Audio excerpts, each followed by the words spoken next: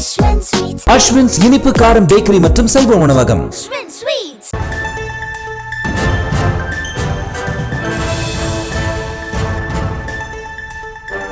கல்வராயன் மலைப்பகுதியில் உள்ள அரசு மருத்துவமனைகள், பள்ளிகளில் உள்ள காலி இடங்களை விரைவாக நிரப்ப நடவடிக்கை எடுக்க வேண்டும் என தமிழக அரசுக்கு சென்னை உயர்நீதிமன்றம் உத்தரவு பிறப்பித்திருக்கிறது. இது குறித்த கூடுதல் விவரங்களோடு இணைகிறார் செய்தியாளர் மதியழகன். வணக்கம் மதியழகன், விவரங்கள்.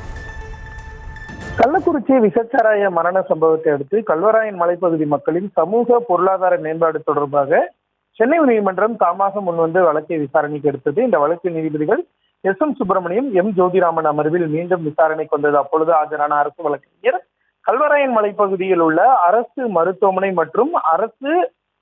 மற்றும் அரசு உதவி பெறும் பள்ளிகள் நிலை குறித்து கள்ளக்குறிச்சி மற்றும் சேலம் மாவட்ட ஆட்சியர்களின் அறிக்கையை தாக்கல் செய்தார். அதில் கல்வராயன் மலைப்பகுதியில் உள்ள அரசு மற்றும் அரசு உதவி பெறும் பள்ளிகளில் சுமார் 10,000 மாணவர்கள் பயின்று வருவதாகவும், அவர்கள் கல்வி கற்பதற்காக மற்ற பகுதிகளில் வழங்குவது போல விலையில்லா சைக்கிள், பாட புத்தகங்கள் உள்ளிட்ட அனைத்தும் வழங்கப்படுவதாக அந்த அறிக்கையில் கூறப்பட்டிருக்கிறது.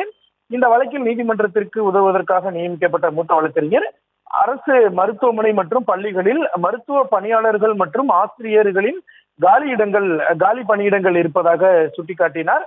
இதனையடுத்து அரசு மருத்துவமனைகள் மற்றும் பள்ளிகளில் உள்ள காலி பணியிடங்களை விரைவாக நிரப்ப நடவடிக்கை எடுக்குமாறு அரசுக்கு உத்தரவிட்ட நீதிபதிகள் வழக்கினுடைய விசாரணையை 4 வாரங்களுக்கு ஒத்திவைத்தனர்.